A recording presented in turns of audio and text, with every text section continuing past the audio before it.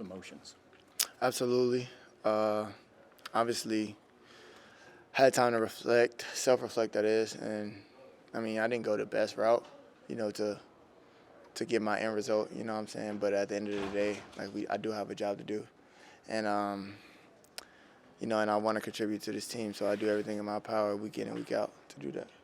And going forward, I mean, it's a better way or a better situation, or like I said, a better way to go about it, make it a bet, make it lighter of the situation.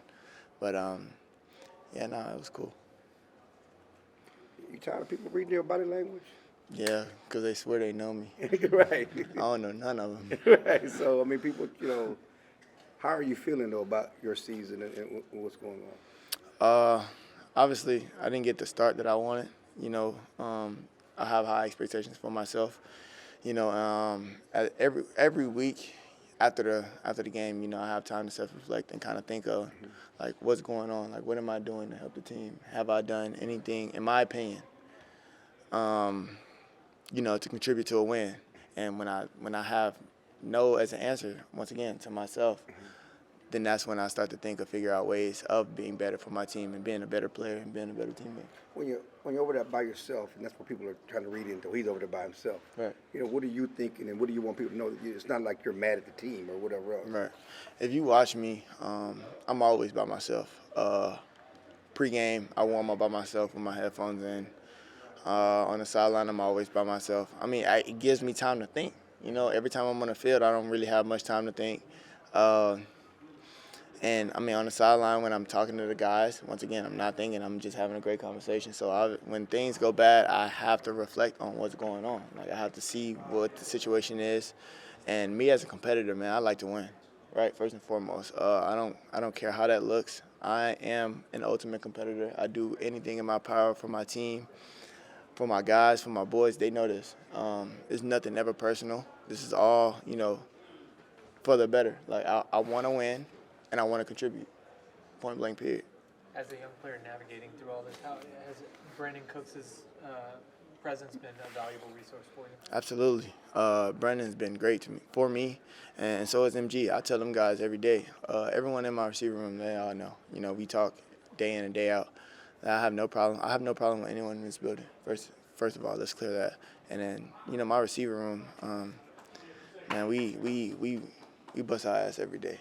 There's no other way to, around it. We do everything that we can in this power to, to be the best group that we possibly can and to contribute in the best way that we can. So keeping that mindset in the future, I know it's going to pay off. How far are you from performing at the level you want offensively? Oh, I got a long way to go, my brother. Long way to go. What have you seen in practice and meeting rooms and locker room this week that gives you confidence? I always that have won't be the same confidence. as last week? Just going in, for me, it's all about my mentality. I feel like that's where my leadership comes in, and the way I take the field, the way I talk to my guys, and the way I'm able to impact the game. So, just keeping that, keeping my head right mentally, I promise you I'm fine. And yeah, I can't wait to play on Monday. Are there natural growing pains with the offenses because of the changes you made in offseason? And is that part of what we're seeing? Not necessarily. I wouldn't say natural. I mean, it happens. Every team isn't going to be great off rip for 17 games straight. I mean, we playing for that, but I mean, some things hit the fan, and it's all on how you bounce back. We preached resilience a couple times when I was here, so we gotta prove that we still that team. Have you talked to Dak about all this stuff just to make sure everything's clear between you two, even if it might be the perceptions on the outside of it? Absolutely. I told him straight up, and he came up to me. He was like, I mean, if you have a problem with anything, just come up to me and we'll talk about it. I don't care how it really necessarily looks to the media, right? But the media is going to do what the media does anyway. If I stand by myself, it's a problem. If I go talk to him and I flare my hands a little bit, it's a problem, right? So at the end of the day, it's just getting down to the nitty-gritty, getting everything understood, and both parties to be on the same page. And me and Dak, we did that first day back, so we could have all week, fresh slate, get active. What is your process for self-reflection? You talked about the days after you kind of have self-reflection. Yeah, right after the game, I mean, your mind's racing, right? So you think about the game, you get your adrenaline's running, And then I listen to my music, of course, recover, relax, eat. And then now I think about plenty of ways that I could have impacted the game, whether it was my fault or not, right? I could have picked up this block and sprung TP, or I could have ran this type of route at this rep and got open for that. So it's not necessarily just looking at the team.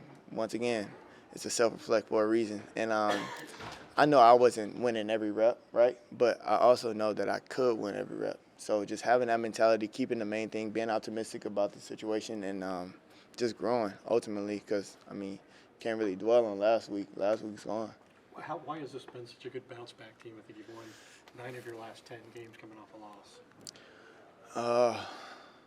I don't know. Just being locked into the end goal. 1 week don't define us, and if it does, I mean, then we'd have been in the playoffs, right? So just the regular season is you learn from, you grow from, and then in the end, it's gonna all come down to the playoffs. With you guys going against the Chargers, Kellen Moore's obviously over there. Is there an area of your game that you'd say he maybe helped you with at all, or is there anything that you take away from your time working together? Absolutely, being comfortable in a slot. He did a great job of moving me around at the 2, the 3, and then also my second year I was on the outside. So he got me comfortable with each position, and I will say the slot is by far the hardest position to learn. So he helped me throughout that process. Kellen's a great OC, as you can see what he's doing to those guys over there. I love to see it, and I'm happy to see him back, doing what he does best. What makes Brandon good for you guys' room? Speed, most importantly, speed. And obviously the knowledge and the experience that he's had. All teams that he's been on haven't been great, right? But he's got a lot out of it, right? We talk all the time about, just being accountable for your team, holding yourself accountable. And he does a great job of doing that, and also being a leader, whether it's vocal or, nonverbal. So, I have my opportunity. I have my chances of asking him questions like, hey, what I got on this, like, da-da-da-da, because I'm thinking of a lot, right? And he also doing the same, but him to bring me back down to ground level, I need that. Along those lines, every guy has different temperaments and personalities, but he hasn't been as productive here as he has been in some other places in the Right. past. But he's just talked about how, he's kind of late in his career, and the way he processes it at this stage is a little different than when he was in his first years in the league. Mm-hmm. Have you kind of noticed or maybe spoken with him directly just about how he handles the ebbs and flows with the experience that he has? Yeah, just work hard through it. I think that was his main answer. And the tips that he's given as far as knowledge of the game, every opportunity you get is the opportunity. Just take it as that. And to change the game, and as for him, like now, I mean, he still moves like he's 25. I get on him about being 30, but I mean, hey, there's some things that you just can't change, right? But you can change your attitude, coming in, and your ability to, be impactful while we work. And he does a great job of doing that. I'm grateful for him. I'm glad he's here, and I'm sure he'll pop off soon. On your long catch on Sunday, he hit a go route and he kind of cleared. He took 2 defenders with him. Is that a good example of what he can do, even if statistically it's not there? And how do you, as a teammate, appreciate that sort of impact from him? Absolutely. I mean, like I said, his speed is a threat to anyone, right? And he get behind you, then he can take the top off for 50+ on his own. And then the best way that I can reward him is, if he does take 2, go get open him on one-on-one, and give him the credit for it after the celebration. So I tell him that once again, we're very verbal with each other. We have a great understanding of each other, and just being attentive, being available, and once again, holding ourselves accountable for one another. And we understand that we're going to push each other. Whether he's older or I'm younger, he knows what he's getting out of me, and I know what I'm getting out of him. Thanks, Ceedee.